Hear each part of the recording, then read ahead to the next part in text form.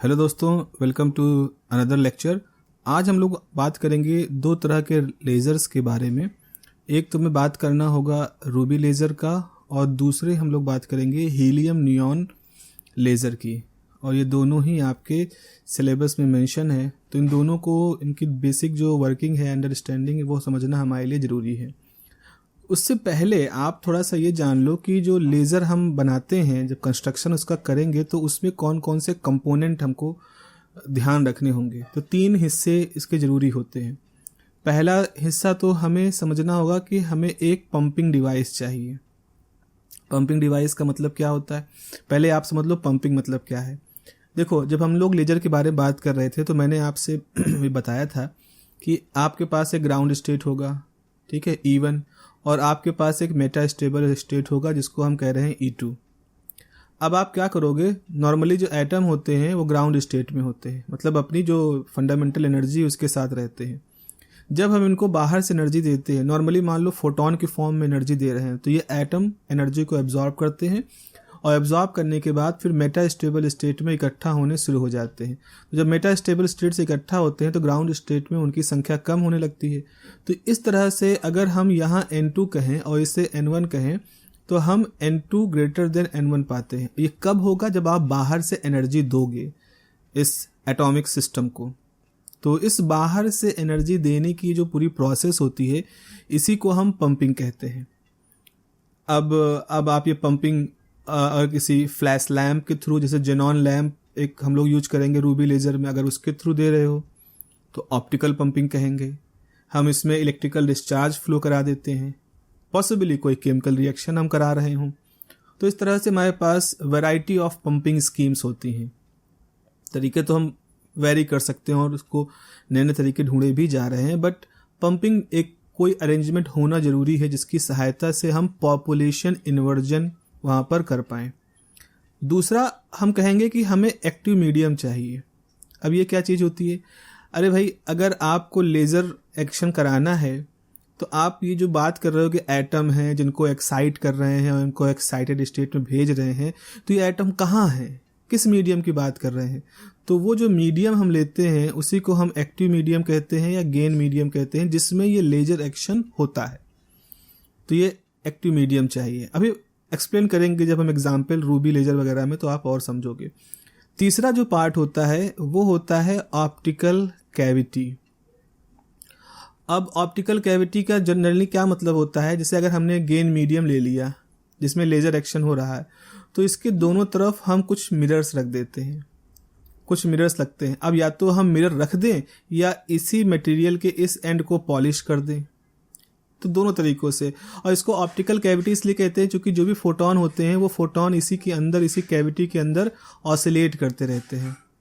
तो इसलिए इसको ऑप्टिकल कैविटी, ऑप्टिकल रेजोनेटर, ये सारे नाम हम लोग देते हैं। तो ये इसके नाम हैं कुछ। तो 3 हिस्से हुए हमारे पास। पहले तो पंपिंग डिवाइस चाहिए, दूसरा हमें एक्टिव मीडियम होना चाहिए, और तीसरा हमारे पास ऑप्टिकल कैविटी का कुछ अरेंजमेंट होना चाहिए। अब हम बात करते हैं रूबी लेज़र के बारे में। रूबी लेज़र जो है ये एक सबसे शुरुआती एक प्रोटोटाइप कह सकते हो या शुरुआती लेज़र था जहां से हमने असल में लेज़र एक्शन होता हुआ देखा था। तो रूबी लेज़र, रूबी असल में क्या होता है, रूबी एक क्रिस्टल का नाम होता है, एक तरह का रत्न है जिसको हम हिंदी में लाल कहते हैं, जैसे हीरे मोती लाल। तो लाल एक रत्न होता है, और जैसा कलर है लाल तो रेड कलर का होता है, बहुमूल्य है। तो इसमें क्या हुआ कि इसमें एक रूबी क्रिस्टल का सिलेंड्रिकल फॉर्म में लिया जाता है। आप मान सकते हो, अगर हम अधिकतम की बात करें तो करीब 2 सेंटीमीटर की इसकी ये डायमेंशन है, और कुछ मान लो कि मतलब इसी तरह से कुछ 20 सेंटीमीटर, तो आई थिंक लगभग ऐसे ही कुछ हमने इसकी लंबाई मान ली। ओके, तो 20 से 30 सेंटीमीटर हमने मान लिया, और ये लगभग है। उसके बाद इस अब ये पूरा रेड कलर का है ये पूरा क्रिस्टल, और जिसको कि हम रूबी क्रिस्टल कह रहे हैं। और ये होता क्या है, तो रूबी क्रिस्टल जो होता है बेसिकली ये आपका Al2O3 होता है, एल्यूमिना होता है, इसमें क्रोमियम ऑक्साइड की इम्प्योरिटी होती है, तो इसके अंदर क्रोमियम आयन होते हैं। तो एल्यूमिना होता है जिसमें क्रोमियम आयन जो होते हैं वो एज अ इम्प्योरिटी के फॉर्म में मौजूद होते हैं।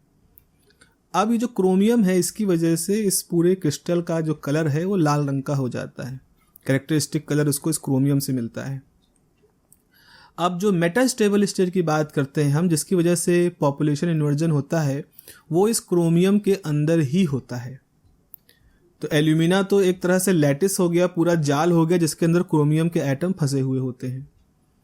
उसके बाद फिर इसको क्या किया गया, इसके चारों तरफ एक तरह से फ्लैश लैंप, एक जैसे आज हम CFL देखते हैं स्पाइरल जैसे, ऐसे ही एक flash lamp, xenon flash lamp, इसको चारों तरफ से लपेट दिया गया। जेनॉन फ्लैश लैंप से इसको लपेट दिया गया। अब जेनॉन फ्लैश लैंप पे जैसे ही हम करंट फ्लो कराते थे तो वो बहुत तेज़ी से ग्लो करता था। तो जैसे वो तेज़ी से ग्लो करे तो उसके फोटोन इस रूबी क्रिस्टल के अंदर चले जाएं, और रूबी क्रिस्टल के अंदर जाने के बाद इसके अंदर जो एटम्स हैं उनको वो एनर्जी दें, उनको एक्साइट करना शुरू कर दें। तो जरा सा इसका हम लोग एनर्जी लेवल डायग्राम देखें तो एनर्जी लेवल डायग्राम देखने पर हमारी अंडरस्टैंडिंग थोड़ा सा और बेहतर हो जाएगी। तो इसमें ऐसा था कि आपके पास जो क्रोमियम की बात करें, chromium, let me change the colour this, तो हमारे पास क्या था, ये ग्राउंड स्टेट है, this is the ground state of chromium, और इसकी हम एनर्जी मान लें E1, ठीक है। और जेनॉन लैम्प, अब यहाँ एटम है, हमने कहा कि यहाँ कुछ एटम है। अब जेनॉन लैम्प जैसे जलता है वैसे ही इस पे आप कह सकते हो लगभग 5,500 एंगस्ट्रॉम का रेडिएशन गिरता है। तो लैम्डा मालूम है तो हम Sc/λ फॉर्मूले से उसकी एनर्जी कितनी है वो कैलकुलेट कर सकते हैं। अब ये जो फोटोन आते हैं ये इस एटम के द्वारा एब्जॉर्ब कर लिए जाते हैं, और एटम क्या होता है, वो किसी एक्साइटेड स्टेट में, जो इसके लिए बिल्कुल उपयुक्त होता है, उस एक्साइटेड स्टेट में पहुंच जाते हैं। ओके, ये हम मान लो इसको क्या नंबर दे दें, इसको हम, चूंकि एक मेटा स्टेबल स्टेट भी दिखाना है तो इसको हम E2 कह दें, इसको E3 कह दें। तो आपने क्या किया, 5,500 एंगस्ट्रॉम का रेडिएशन भेजा जिसको इन एटमों ने एब्जॉर्ब किया, और एटम जो है वो एक्साइट हो गए, और एक्साइट होकर के हम दिखा रहे हैं कि वो एक हायर एनर्जी स्टेट को ट्रांजिट कर गए। लेकिन इस हायर एनर्जी स्टेट की जो लाइफ टाइम है वो बहुत कम होती है, 10⁻⁸ सेकेंड। तो इतने कम समय तक ये एटम यहाँ पर रहेंगे, और उसके बाद ये एटम एक ट्रांजिशन कर लेते हैं E2 में। तो सीधे ग्राउंड में नहीं आते, बल्कि वो ट्रांजिट करके पहुंच जाते हैं E2 में, जिसको हम मान सकते हैं कि इसका लाइफ टाइम 10⁻³ सेकेंड है। तो भले हमारे लिए मिली सेकेंड है, बट एटॉमिक लेवल पर ये अच्छा खासा बड़ा समय है, क्योंकि देखो यहाँ 10⁻8 था, यहाँ 10⁻³ है, मतलब इनके बीच में 10⁵ टाइम का अंतर है। तो इट्स एटॉमिक लेवल पर it's a big time, relatively big time.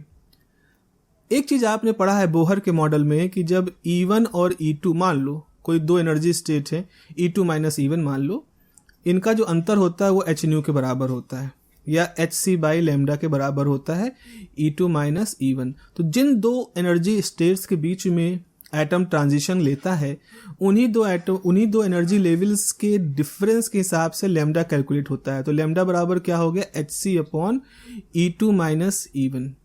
तो अगर ये डिफरेंस कम है, जैसे यहाँ देखो, यहाँ E3 और E2 का डिफरेंस कम है, तो आप यहाँ E3 E2 कर सकते हो। ये कम होने की वजह से लैम्डा ज़्यादा होगा। अब लैम्डा के साथ क्या है, अगर 4,000 से लेकर के 7,000 तक अगर ये रेडिएशन है तब तो ये विजिबल रहता है, इसको तो हम देख सकते हैं, ये आपका वायलेट है, ये आपका लगभग रेड है। लेकिन अगर लैम्डा ज़्यादा है तो ये इंफ्रा रेड में पहुंच जाएगा, जिसको हम नॉर्मली ऑब्जर्व नहीं कर पाते। तो होता क्या है कि जब एटम E3 से E2 में ट्रांजिट करता है तो यहाँ पर एक रेडिएशन निकलता है, लेकिन उसको हम नॉर्मल अपनी आंखों से नहीं देख पाते, चूंकि विजिबल रेंज से ज़्यादा का है। तो इस तरह के ट्रांजिशन को हम रेडिएशन लेस ट्रांजिशन कहते हैं। मतलब ऐसा लग रहा है कि यहाँ कोई वेवलेंथ निकली ही नहीं, ऐसा तो हो नहीं सकता, बोहर का लॉ तो यहाँ काम कर ही रहा है। बस इतना अंतर है कि ये रेडिएशन हम विजिबल रेंज में नहीं होता। अब क्या हुआ, यहाँ पर एटम धीरे धीरे मेटास्टेबल स्टेट में आना इकट्ठा कर दिए। तभी क्या हुआ, कोई एटम जो था वो ग्राउंड स्टेट को शिफ्ट कर गया, जो कि सबसे पहले आया तो शिफ्ट कर गया। तो यहाँ पे अगर हम E2 और E1 का डिफरेंस लें, इन दोनों एनर्जी स्टेट का डिफरेंस लें और इस फॉर्मूले में रखें, तो हमारे लिए जो लैम्डा होता है वो आता है 6943 एंगस्ट्रॉम। और ये जो रेडिएशन होता है, जो वेवलेंथ निकलती है इस फोटोन की, ये क्या करती है, जब इन सारे रुके हुए एटमों से इंटरेक्ट करती है तो इन सबको भी एक साथ ढकेल देती है नीचे की तरफ। अब हम क्या करते हैं, इस वेवलेंथ को कैसे हम इस पूरे सिस्टम के अंदर ट्रैप रखते हैं, उसके लिए हम ऑप्टिकल रेजोनेटर का इस्तेमाल करते हैं। तो करते क्या है, जैसे हमारा रूबी क्रिस्टल है ये, तो रूबी क्रिस्टल के इस सिरे को अच्छी तरह से पॉलिश कर देते हैं और जो ये फ्रंट वाला सिरा है उसको हम थोड़ा कम पॉलिश करते हैं। तो जब इसके अंदर फोटोन जनरेट होता है तो ये फोटोन जो होता है ये इस तरह से मूव करता है और यहाँ टकरा करके अंदर ही अंदर रिफ्लेक्ट हो जाता है। मान लो 10% 20% बाहर चले गए फोटोन, लेकिन 90% अंदर आ गए। अब जब 90% अंदर आएंगे तो यहाँ से टकराएंगे, फिर अंदर घूमेंगे, फिर जाएंगे, फिर बाहर निकलेंगे, फिर घूमेंगे। तो इस तरह से हमारे इस क्रिस्टल के अंदर एक तरह से दो सीमाओं के बीच में एटम ऑसिलेट करते रहते हैं, इसीलिए इसको ऑप्टिकल ऑसिलेटर भी कहते हैं। एक कैविटी है, फंस गए ये फोटोन इसके अंदर, तो कैविटी के रूप में है, इसलिए इसको ऑप्टिकल कैविटी कहते हैं। रेजोनेट कर रहे हैं, रेजोनेटर होती है। तो इस तरह से हम इस वेवलेंथ को, इन बचे हुए एटमों को स्टिमुलेट कराने के लिए अपने सिस्टम के अंदर रखते हैं with the help of this optical cavity.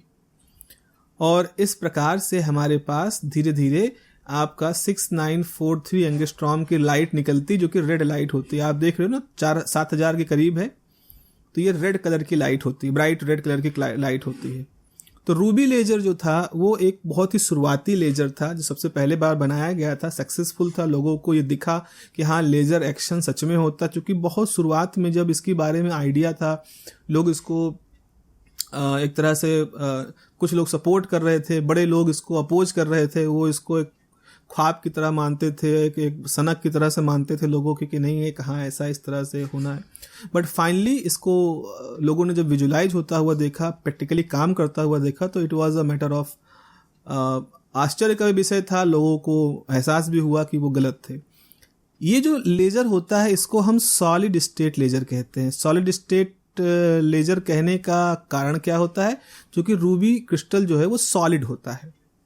अब सॉलिड के साथ दिक्कत क्या है कि इसमें जब आप फ्लैश लैम्प जलाते हो तो फ्लैश लैम्प जलने के साथ साथ, फ्लैश लैम्प जब जलता है तो केवल हीट मतलब लाइट ही नहीं प्रोड्यूस करता, हीट भी प्रोड्यूस करता है। अब वो हीट क्रिस्टल एब्जॉर्ब भी करता है, तो क्रिस्टल के अंदर कुछ हीट से जुड़े हुए वाइब्रेशन होने लगते हैं। इससे क्रिस्टल एक्सपैंड भी करता है, थर्मल एक्सपेंशन भी होता है।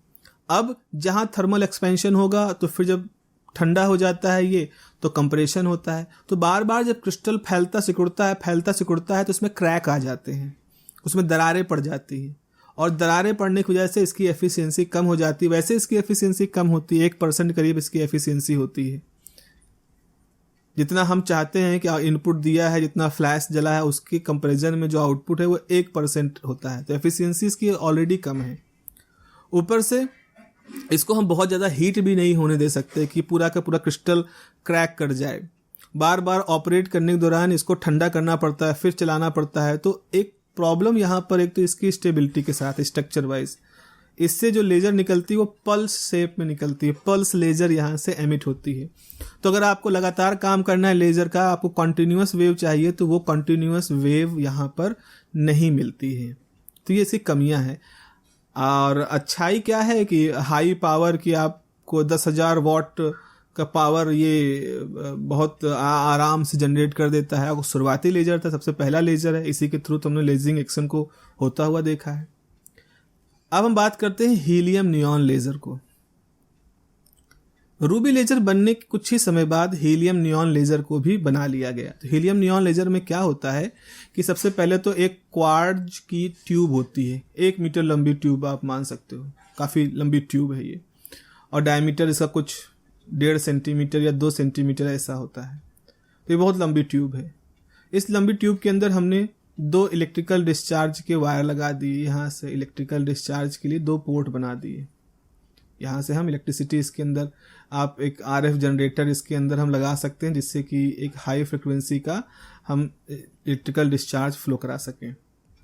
उसके बाद हम इसके अंदर हीलियम और नियॉन गैस को भर देते हैं 10:1 के हिसाब से। अब जो लेजिंग एक्शन, अब ये हीलियम नियॉन ये जो है ये पूरा क्या है, ये ऑप्टिकल, ये आपका गेन मीडियम है हीलियम और नियॉन गैस। इसके इस सिरे को हम पॉलिश कर देते हैं और इस ट्यूब के दूसरे सिरे को भी पॉलिश कर देते हैं। इसकी पॉलिश हम 100% रखते हैं और इसकी पॉलिश मान लो 95% रखते हैं, ठीक है, लगभग, ताकि लेजर यहाँ से जाए तो निकल भी तो सके, सब अंदर ट्रैप रह जाएगी तो भी सही नहीं है। तो आप क्या करते हो, हीलियम लेते हो, नियॉन लेते हो, हीलियम को 10 अमाउंट में लेते हो और नियॉन को 1 अमाउंट में लेते हो। एक्चुअल में लेजर एक्शन किसके अंदर होता है, नियॉन के अंदर। नियॉन के अंदर वो मेटास्टेबल स्टेट पाई जाती है जिसका कि हम यूज करने वाले हैं। अब इसका वो देखें हम किस तरह से इसका energy level diagram, let me just draw the energy level diagram. Energy level diagram में आपको 2 हिस्से दिखाने होंगे, एक तो हीलियम का एनर्जी लेवल डायग्राम दिखाना पड़ेगा और दूसरा नियॉन का एनर्जी लेवल डायग्राम दिखाना पड़ेगा। 2 तरह के एनर्जी लेवल डायग्राम होते हैं, तो चलिए हम बना लेते हैं। हीलियम के लिए हम ये कलर चुन रहे हैं, ये E1 है, और हीलियम की जो एक्साइटेड स्टेट है ये इसकी E2 है, और इसकी वैल्यू लिख देते हैं, तो इसकी वैल्यू होगी 20.61 इलेक्ट्रॉन वोल्ट। हर एनर्जी लेवल की वैल्यू होती है, ओके। और इसके बगल में नियॉन का भी हम लिख देते हैं, तो नियॉन की एनर्जी लेवल ये है और नियॉन का जो ग्राउंड है वो भी लगभग बराबर है इसके। तो नियॉन का ग्राउंड और हीलियम का ग्राउंड, ये हीलियम है ये नियॉन है, लगभग सेम होता है। नियॉन का जो एक्साइटेड स्टेट होता है वो होता है 20.66 electron volt, a little bit more than the excited state of helium, than the helium. उसके बाद यहाँ पर अब अंदर सर्टेन स्ट्रक्चर्स आपको देखने को मिलेंगे। यहाँ पर एक एनर्जी लेवल है, आप मान सकते हो करीब 18.7 इलेक्ट्रॉन वोल्ट का। उससे नीचे एक लोअर एनर्जी लेवल भी और होता है और फिर ग्राउंड स्टेट हो जाता है। तो अगर हम यहाँ से नाम देना शुरू करें तो ये हो जाएगा E1, ये हो जाएगा E2, ये हो जाएगा E3, ये हो जाएगा E4। ग्रीन कलर से जो भी दिख रहा है ये किसके लिए है, नियॉन के लिए है। और ये जो ब्लू कलर का है ये किसके लिए है, ये है हमारे हीलियम के लिए। अब क्या होता है, इलेक्ट्रिकल डिस्चार्ज इसमें फ्लो कराया जाता है। इलेक्ट्रिकल डिस्चार्ज से क्या होता है, हीलियम जो है इनको एनर्जी मिलती है। अब नियॉन को भी एनर्जी मिलती है, हीलियम को भी एनर्जी मिलती है। तो हीलियम क्या करते हैं, इस इलेक्ट्रिकल डिस्चार्ज के थ्रू जितनी एनर्जी है वो काफ़ी ले लेते हैं क्योंकि इनकी संख्या ज़्यादा है, और एक्साइट हो जाते हैं। तो एक्साइट होने का मतलब है हीलियम एटम आपके पहुंच गए इस एक्साइटेड स्टेट में। अब इनके पास ऑप्शन क्या है कि अपनी जो एनर्जी है उसको लूज करेंगे तो फोटोन निकलेगा, लेकिन यहाँ एक अलग सा काम होता है।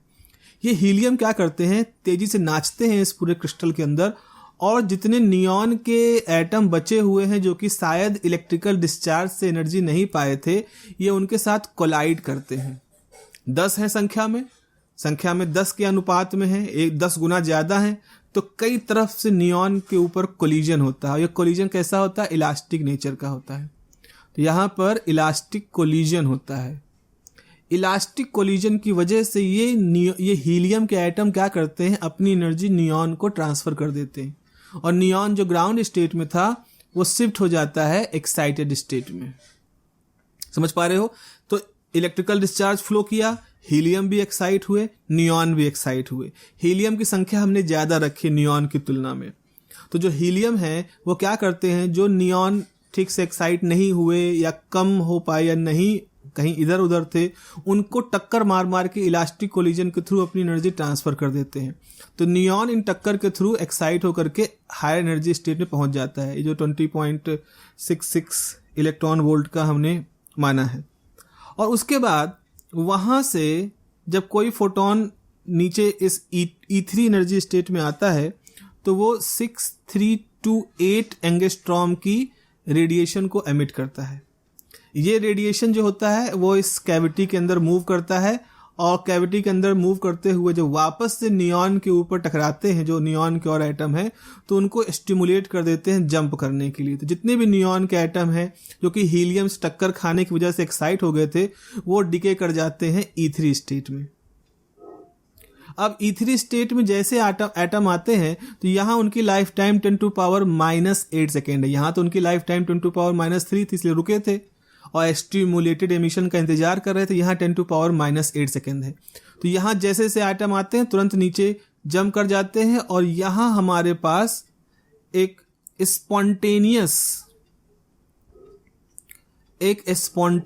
एमिशन प्रोसेस होता है और उसकी वजह से फोटोन निकलते हैं। बाकी E2 से E1 की तरफ जब आते हैं तो वहां पर एक रेडिएशन लेस घटना होती है, बिना रेडिएशन के, या कह लो बहुत हाई वेवलेंथ की रेडिएशन, बहुत कम एनर्जी की रेडिएशन निकलती है जिसका हमारे लिए कोई इंपॉर्टेंस नहीं है। तो एनर्जी स्टेट E4 और एनर्जी स्टेट E3 के बीच में जब एटॉमिक ट्रांजिशन होता है, जंप करते हैं, तो 20.66 इलेक्ट्रॉन वोल्ट से 18.7 इलेक्ट्रॉन वोल्ट के एनर्जी लेवल के बीच में जो ट्रांजिशन होता है, इसकी वजह से हमारे पास रेडिएशन 6328 एंगस्ट्रॉम का बाहर एमिट होता है। तो इस प्रकार से हम यहाँ पर हीलियम नियॉन लेजर में हम ये प्रोसेस होता हुआ देखते हैं। अब देखो, जैसे ये एटम ग्राउंड स्टेट में आया वैसे ही कुछ न कुछ हीलियम के एटम आएंगे, इससे फिर टक्कर मार देंगे। 10 गुना ज़्यादा है ना, तो टक्कर भी अच्छी खासी होगी। जैसे टक्कर ज़्यादा होगी तो फिर से पहुंच जाएंगे एक्साइटेड में और वहां से फिर से ये प्रोसेस करेंगे। तो यहाँ खास बात समझने वाली ये है कि गैस है, एक तो गैस है तो मोबिलिटी है इन मॉलिक्यूलों की, और दूसरी खास बात ये है कि इस प्रोसेस की वजह से इनमें कंटिन्यूअस तरीके से ये जो हमारे वेवलेंथ है वो निकलती रहती है। तो हीलियम नियॉन लेजर जो होता है वो कंटिन्यूअस वेव एमिट करता है। तो जहां रूबी पल्स भेजता था वहां पर ये कंटिन्यूअस वेव भेजता है, और कमर्शियली इसको हम काफ़ी यूज करते हैं, काफ़ी यूजफुल है, बहुत ही ज़्यादा मतलब एफिशिएंसी तो कंपैरेटिवली इसकी अच्छी है ही बाकी सारे जो हमने लेजर पढ़ा है रूबी के कंपैरिजन में। So this is the detail of ruby laser and helium neon laser. Okay, so that's enough for today's this video. अगले वीडियो मिलते हैं। Have a nice day. नमस्कार।